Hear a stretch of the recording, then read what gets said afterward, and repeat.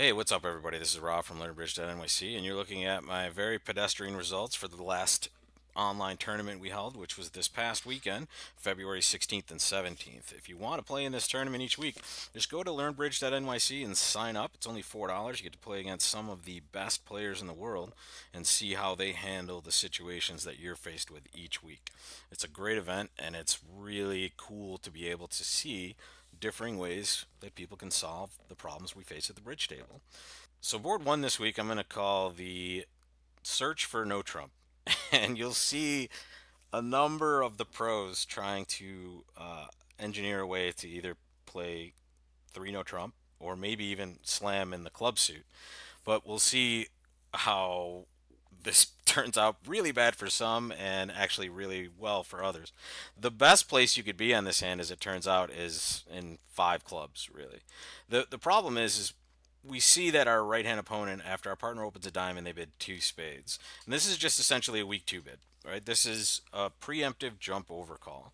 And whether it's at the two or three level, what you should picture is just kind of a hand with a weak two bid, right? A good suit, six cards or longer, usually just six here, and a preemptive hand, less than 10 points. So we start by bidding three clubs, or at least that's what I did, and partner bid three hearts. And my search for three no trump started when I bid three spades. My three spade bid, I even looked at the description before, and it shows four hearts and 19 plus points. And I figured, hey, I have ace jack third of hearts. If my partner wants to bid four hearts, I'm not going to be terribly upset about that. But I bid three spades also because I really want partner to bid three no trump with any sort of ability to stop the spade suit. They didn't bid three no over three clubs, but I still want to open up that possibility for partner to do that. And instead, partner key cards for hearts, and I actually show two key cards because that's exactly what I have. Oh, I played five hearts and I was not able to make it. Those of you that played clubs, and there were quite a few of you, had varying degrees of results. And I want to show you Sandra Rimstead here, and she just jumped to five clubs over three hearts, which ends up being a pretty descriptive bid and also smart in the way that we're looking at two small spades. So it seems unlikely unless partner is short in spades, and they are very unlikely to be short in spades because West didn't raise. Right, West could have preempted further with four card support in the spade suit. So Sandra kind of knows that, hey, I probably have two losers in the spade suit, and this is the most descriptive bid I could make. I just want to play clubs, have a good hand, my partner open the bidding. This is likely a good spot for me. A lot of the other pros bid four clubs and were raised to five clubs and got to play it there. The play of the hand is key though, because a lot of you got here but did not make it, and there were two ways we might have gone wrong. The first way is we didn't rough high at trick three. After the opponents play two spades, not only can we count the suit, we know right hand opponent started with six, dummy had three, we had two, so that means West has two, and they also led high low. They led the 10 and followed it with the three. And now we know left hand opponent is going to be over roughing our spot cards, right? We have the lowest spot cards two, three, four, five, six, seven. We have to rough with one of the honors to be successful. If clubs aren't breaking on this hand, we're not going to make it. And that's because they defended correctly. But the only way to make it is if they are breaking, and Sandra sees that right here. And now the hand is over. We could claim we know we can pitch two hearts on those good diamonds as long as we overtake the queen of diamonds with the ace. So this hand, we never have to take a heart finesse because the hearts go away on those diamonds. So draw trump, play your diamonds, you'll make five. I want to show you a great success and a huge failure on the same hand by two different pros. Kevin Bathurst gets the gold star here. It went one diamond, two spades, he bid three clubs. It went three hearts, he bid three spades. Kind of doing the same thing I did, but then when partner bid 4-0, he actually showed one or four instead of two key cards, which is interesting. I'm assuming he purposefully did this, and partner bid 5-0, and he just was allowed to pass that bid. And he went plus 460 for 100%. The 3-0 is clearly the best place to be on this hand because it's the highest scoring game, and we can't make a slam on this hand. So 3-0 is perfect, but Kevin gets to play 5-0, which is just as perfect because we can make 11 tricks there also. And let's take a look at Brad Moss. And he had actually a pretty decent result considering he started with a 0 on this board. He had the auction 1 diamond, 2 spades, and he doubled. Partner bid 3 hearts, he bid 3 spades. And unfortunately, after he makes this kind of weird double, partner's never going to be convinced, especially when it's the robot, by the way. They're never going to be convinced that you don't have hearts. So he ended up having an all-out battle with his partner and got to play 7 no trump doubled from the wrong side of the table, guys. This is brutal because they just lead a spade and Brad goes down 6 for 1400. So this is a good lesson for all of you. It doesn't matter who you are. You minus 1400 is out there for you. So it's really funny how the best place clearly is no trump. And if you're playing this hand in the real world, I think partner sitting north could eventually be convinced to bid 3 no trump. And if they are convinced to do that, you're going to get a very good score. So two varying degrees of success on the same board, and the pros bracketed the highest and the lowest score. Very interesting hand. Board 2 saw a number of different results, but the best result you're looking at is right here. This is Raluca. A number of other people achieved this same result here. It was just defending 4 hearts doubled and beating it 2 tricks. The correct auction is this. We open a spade. Our left-hand opponent bids 2 no trump, showing both minor suits. And if you're not familiar with this, whenever you see that red bracket around a bid, it means it's something special. So just mouse over it, and it'll tell you exactly what the agreement the robots have is. And you can also do this with your own bids because you're playing with one of those robots. You get to find out what these agreements mean. So any bid you mouse over will tell you exactly what it's supposed to be. And here we see that that is both minors, and we see East jumps to 4 hearts, and that just says, hey, I want to play 4 hearts. And Raluca said, okay, I want to double you in 4 hearts. And that's what the best players are doing on this hand. And I'm clearly not one of the best players this week because I was totally out to lunch on this board, which is why we're showing other people's scores. But we see if we defend carefully, especially if we lead anything but a club originally, we're guaranteed to get this 2 tricks. If you lead the ace of clubs, you're still likely to get it 2 tricks if you defend carefully anyway, but you're less likely to do so. So here's what Brad did on the board. He recovered immediately from a 0 with a clear 100%. And this is because he introduced variance. He opened 1 no trump with this hand, which isn't something anyone else would be doing in this situation. And through the course of the normal auction, he gets the double 4 spades and then 4 no trump, and he beat it 3 tricks.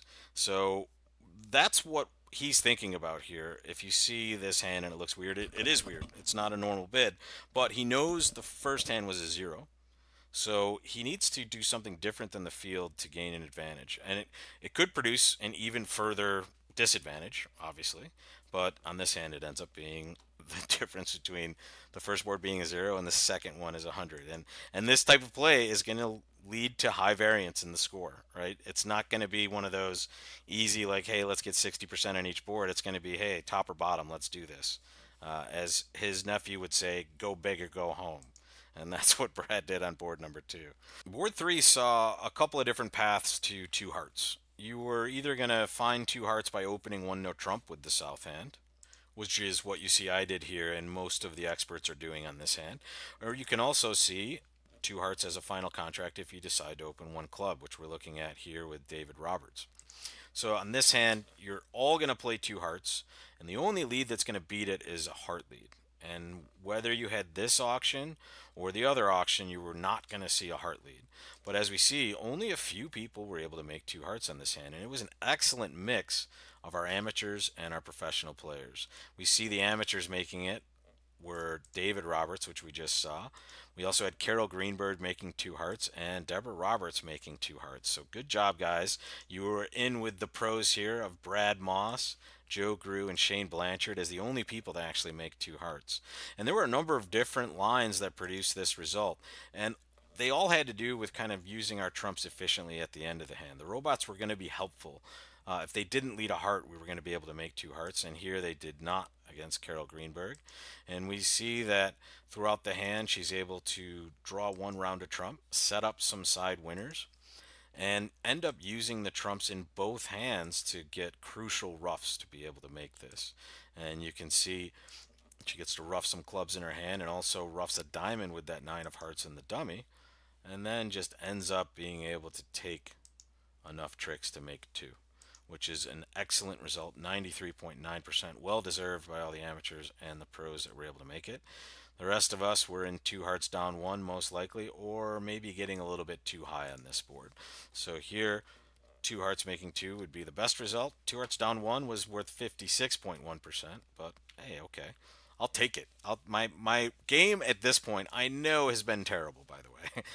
I should have been the one doing the most odd things in these situations because I knew the first two boards were just total disasters for me. And the fourth board was another disastrous board. However, I blame the robot. So board number four is likely to result in you playing either two spades or three diamonds and making way too many tricks. The auction you're looking at here is my auction. I started with one spade, partner bid one no trump, and I just bid two hearts. This hand is not strong enough for a jump shift. So if you see that a lot of people are playing four spades, they either jump shifted originally, or after partner bid two spades, they jump to four spades here. And those are both big bids for this particular hand and could produce really terrible results considering the types of shapes that partner could have on this auction. Remember, partner could have long clubs and the not the ability to bid here, right? Partner can't bid two clubs because guess what? That's Drury, folks. So they're kind of stuck bidding no trump with a lot of hands that are just misfitting with the cards that we have. So those of you that bid three hearts were either looking for some variance, like some of the top pros I saw there, or we're just bidding too much in this particular situation. You see that most of the top pros are either passing two spades with this hand, knowing that partner isn't guaranteeing any sort of fit when they go back to two spades. And that's true, guys. When they go back to two spades, they're just saying, hey, I prefer spades to hearts. That's it. You don't know anything else about my hand. So here, maybe a three spade bid, which will produce just three spades. Partner won't raise. But I chose to bid three diamonds along with several other people to just pattern my hand out. And also, if we mouse over this, it's going to show extra values, which is exactly what we have, right? When we make another bid on these types of auctions, wherever we've gone through the forcing no trump and partner just takes a preference, and we bid again, we're showing, more than just our minimum. Two no trump here, for example, would be not 18-19 because we would have done that originally, more toward like an unbalanced good 16 or 17, something like that, right? So any bid we make here is that extra values, and clearly, we're trying to get our shape out there, and partner passes anything we do. So you can see that passing two spades was a very normal result for a lot of people, and this was a good disciplined pass by a lot of you. Those of you that chose to bid three spades, the robot passes anyway, so there's no way you're going to get there. And everyone up here probably bid a little too much and got rewarded handsomely on this hand. So we can't be upset with you guys. At least those of you that got to play spades played pretty well to get 58.2%, right, making six. And those of us that played diamonds just got the worst of it, right? We were only able to achieve 27.6%, and yet a lot of top pros in this area here getting punished unnecessarily on this hand, in my opinion. Board number five should see the auction you're looking at here. This is Radu's table, the champion once again this week. During these Olympic Games, he's holding the flag high for Team Romania. Congratulations on another victory. Being tops in the pro category is tough to do 2 weeks in a row for sure. And you see that the normal auction here is just what you see Radu doing. One club by East, we pass with this hand. This hand isn't good enough for one no trump, even though you'll see several suspect players, including myself, bidding one no trump. And I want to caution you guys, that's not right. That's not normal. It's just my tournament, and let me show you my scorecard at this point, was so terrible to this particular point in the game that I had to do some weird stuff. And you'll see some other players doing this as well. You see Radu just being very patient here. He passes originally, and after it goes one heart, two hearts, three hearts, he just leaves it alone and holds it to three for 89.8%. So this is a good lesson for everybody. You don't have to bid every time. Even when you have an opening hand, sometimes you're not going to have a correct bid to make. So you have to pass initially. And then you just may up passing as the auction continues. And this is good for a number of reasons. Number one, you just don't want to misrepresent the values or the shape of your hand. Doubling would misrepresent the shape. One no trump would certainly misrepresent the values. So you're really not going to be in a rush to do that too often, especially with these vulnerabilities. We're vulnerable, they're not. So anything other than pass takes on a lot of risk and adds a lot of that variance we're talking about to your game. Board six was the difference between opening a no trump and opening one spade. Uh, a lot of the pros opened a no trump, but then there were a few pros that opened one spade as well. Spades is the best spot on this end. You'll see the best scores here were two spades making four, or three spades making four. If you're going to open a spade, you're probably going to pass two spades, right? This hand is not the greatest, right? You have a lot of losers in your side suits. You clearly have good diamonds, good spades. You know, you may make a game opposite a perfect hand from partner in this range, but really it seems unlikely. So you see Radu here and also John Hurd up here opening one spade and just passing two spades and making four for the best score. Some people opened to no trump, some of the pros, some of the amateurs as well. And that was the difference between, hey, did you make two or did you make three? If you made two, like a lot of us did down here, you only got 31.6%. You see a bracket of players of pretty high quality only getting 31.6% on this particular board. And the best of the no trumpers were making three. You see some amateurs, some pros here. And if you made three, you ended up getting 81.6%. But really, the best spot is just playing spades and trying to make as many tricks as possible there. Are going to be better off. Board 7 was likely to see you defending again. The auction starts with our hand opening one diamond. It goes past one heart, and East bids two clubs. And for those of you that took one of my classes recently, you can see the opportunity you might have missed here, and that's the opportunity to make a support double. It's always going to look exactly like this. We open one diamond as south, our partner responds one of a major, and our right hand opponent bids something or doubles. Right here, they bid two clubs, which is below the two level of this suit, the heart suit. So our double just says, hey, partner, I have three card heart support for you. Do with that what you will. And now we get the best information because West bids three clubs. Our partner passes, which says, hey, I heard you make your support double. I know what you have. I choose not to bid. And here's where we should just be passing it out, guys. We have a 12 count. Not the greatest 12 count considering we have queen 10 of a suit that the opponents are now discovering they have a fit in. So our hand really is kind of bad.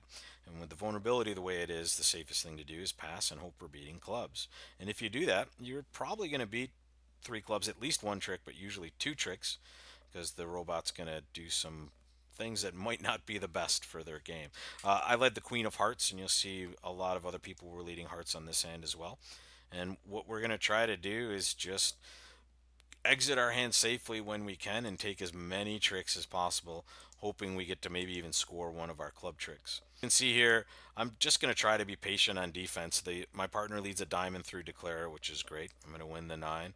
And then I'm just going to exit a card I know Declare's roughing, but I know isn't going to cost us anything either. I lead a heart. My partner has winners in that suit. Declare can trump all they want. Oh, I get to be out of hearts as well. So if partner gets to lead a heart again, which they are about to, now I get a trump promotion. Take a look at that, guys. And if you're ever wondering how you can take more tricks from certain spots in the hand, this little gib button is the best thing ever. This is the robot. It'll tell you double dummy what will produce the most tricks. And you can see here these red numbers mean down. So when partner leads the 9 of hearts, we're going to beat this two tricks. Anything else they lead will produce down one if everyone plays correctly. And as you can see, when partner plays the 9 of hearts, Declare can do one of two things. They can ruff low, which is what they did, and I get to over ruff with my queen. However, if they ruff high, I just pitch away a loser. Right? I pitch away a spade probably in this particular spot. And now I have a winning trump trick. The queen of clubs will be boss. And this is what's called an uppercut or a trump promotion. So if you do defend carefully on this hand and try not to lead any of the suits that are going to be bad for you to lead, especially diamonds from your hand, you're probably going to beat this two tricks. You can see that Brad Moss continued his strive for redemption here. He's massive variance for Brad in this tournament, but he's still trying to win. The only thing he wants to do is win for sure. That's why you see this weird one no trump bid that produces another 100%. So Brad starting with a bad score, achieving some great scores and some bad scores. It's definitely boom or bust, go big or go home for Brad. That's his motto. And you can see on this last hand, another one no Trump opening bid probably for most of the professionals. You see a good 14, even though it contains a five card major. It's not unreasonable to open a no Trump here, and you see a lot of the top results here being one no Trump making three. Because especially against the robots, we're gonna just open aggressively and try to get our side to the best possible spot. And in this hand, it actually does well for us. You could see earlier on board number six, right? If you opened a spade, you're going to do much better, right? If you play perfectly in these spots. So opening one spade here is going to produce a better score. But as you can see, opening one no trump here is going to produce the better score. So it's going to be, a little bit different on each side of these decisions. But if you open one spade, you got to play two spades. Glad you guys didn't raise with this hand. Not nearly good enough. And you're only what looks like able to make two if you open one spade. However, if you open a no trump, the robots are going to let you make three for a much better score. So if you want to practice this, this is the spot to do so, right? When you're playing in these robot tournaments, I would open a no trump pretty much always, especially in fourth seat, right? I want to show my partner I have a real opening hand. I don't want to have any sort of jury confusion, just as a practical sense at the Bridge Club. I just like opening a no trump because I have a good 14 and I have a five card major. If I find this major suit fit, that's great. If I don't, I'm not too worried about it either because it could be a good source of tricks. And it could be a suit that they end up leading in a lot of these spots after an opening no trump bid. So here, I'm okay opening a no trump. I'm obviously perfectly fine with you guys if you want to open one spade. And as you can see, you're going to mix up your results sometimes, right? Opening a spade could absolutely be the right thing to do with this hand.